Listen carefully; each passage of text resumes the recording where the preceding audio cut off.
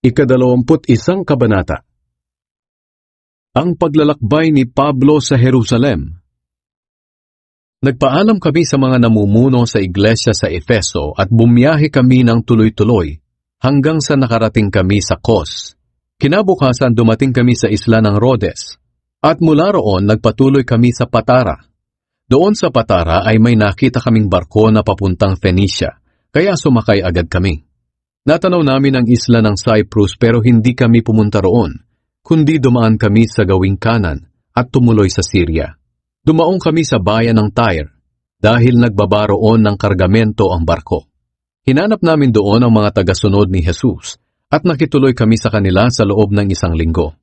Sa pamamagitan ng kapangyarihan ng banal na Espiritu, binalaan nila si Pablo na huwag pumunta sa Jerusalem. Pero pagkaraan ng 1 linggo, nagpatuloy kami sa aming paglalakbay.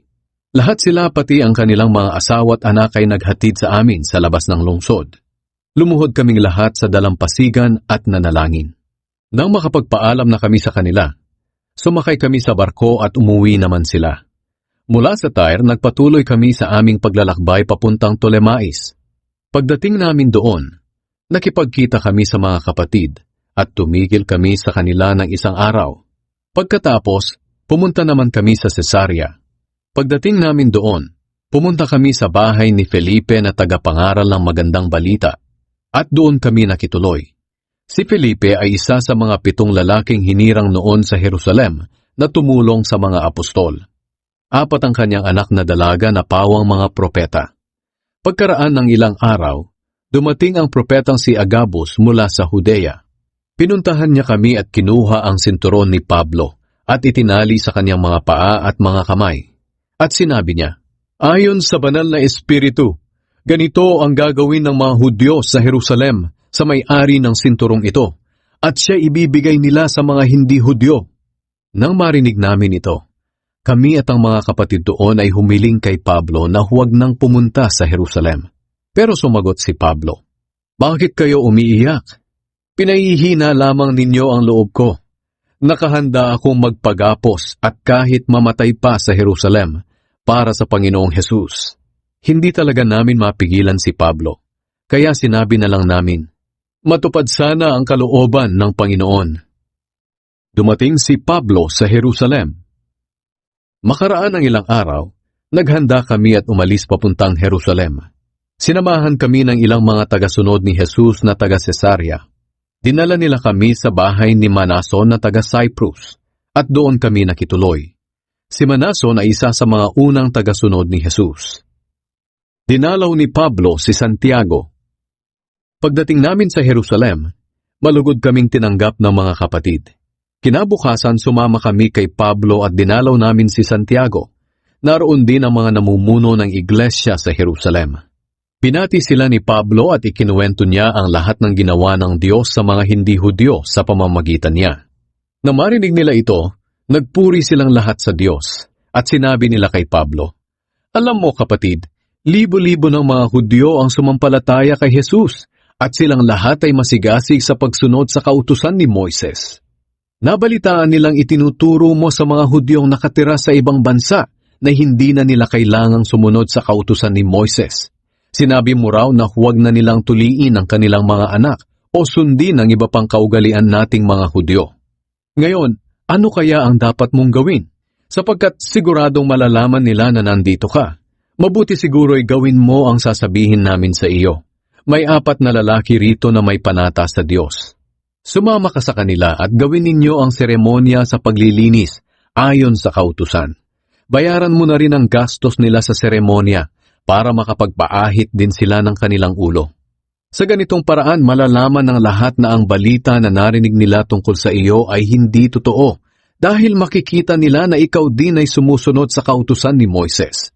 Kung tungkol sa mga hindi Hudyong sumasampalataya kay Jesus, nakapagpadala na kami ng sulat sa kanila tungkol sa aming napagkasunduan na hindi sila kakain ng mga pagkain na inihandog sa mga Diyos-Diyosan o dugo o karne ng hayop na namatay na hindi tumulo ang dugo. At iwasan nila ang sexual na imoralidad. Kaya kinabukasan, isinama ni Pablo ang 4 na lalaki at isinagawa nila ang seremonya ng paglilinis. Pagkatapos, Pumunta si Pablo sa templo at ipinagbigay alam kung kailan matatapos ang kanilang paglilinis para maihandog ang mga hayop para sa bawat isa sa kanila. Hinuli si Pablo. Nang matatapos na ang ikapitong araw ng kanilang paglilinis, may mga Hudyong mula sa lalawigan ng Asya na nakakita kay Pablo sa templo. Sinulsulan nila ang lahat ng tao roon sa templo na hulihin si Pablo. Sumigaw sila, "Mga kababayan ko mga Israelita, tulungan ninyo kami. Ang taong ito ang nagtuturo laban sa kautusan at sa templong ito, kahit saan siya pumunta. Hindi lang yan. Dinala pa niya rito sa templo ang mga hindi Hudyo, kaya dinudungisan niya ang sagradong lugar na ito." Sinabi nila ito dahil nakita nila si Trophimus na taga-Efeso na sumama kay Pablo roon sa Jerusalem, at ang akala nila'y dinala siya ni Pablo sa templo. Kaya nagkagulo ang mga tao sa buong Jerusalem at sumugod sila sa templo para hulihin si Pablo. Pagkahuli nila sa kanya, kinaladkad nila siya palabas at isinara agad nila ang pintuan ng templo. Papatayin na sana nila si Pablo pero may nakapagsabi sa commander ng mga sundalong Romano na nagkakagulo sa buong Jerusalem. Kaya nagsama agad ang commander ng mga kapitan at mga sundalo at pinuntahan nila ang mga taong nagkakagulo. Pagkakita ng mga tao sa commander at sa mga sundalo, itinigil nila ang pagbugbog kay Pablo. Pinuntahan ng commander si Pablo at ipinahuli at iniutos na gapusin siya ng 2 kadena. Pagkatapos tinanong ng commander ang mga tao, "Sino ba talaga ang taong ito at ano ang kanyang ginawa?"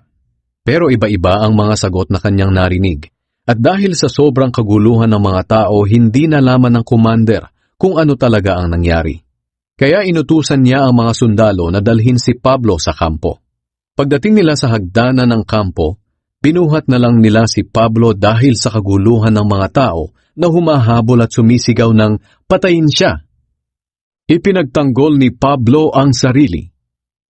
Nang dalhin na si Pablo sa loob ng kampo ng mga sundalo, sinabi niya sa commander, "May sasabihin sana ako sa iyo." Sumagot ang commander, "Marunong ka palang magsalita ng Griego. Ang akala ko ay ikaw ang lalaking taga-Ehipto na kailan lang ay nanguna sa pagre-rebelde sa pamahalaan. Dinala niya sa disyerto ang 4,000 lalaking matatapang at pawang armado." Sumagot si Pablo, "Ako'y isang Hudyong taga-Tarsus na sakop ng Cilicia. Ang Tarsus ay hindi ordinaryong lungsod lang. Kung maaari, payagan ninyo ako magsalita sa mga tao." Pinayagan siya ng commander, kaya tumayo si Pablo sa hagdanan at sumenya sa mga tao na may sasabihin siya. Nang tumahimik na sila, nagsalita siya sa wikang Hebreo.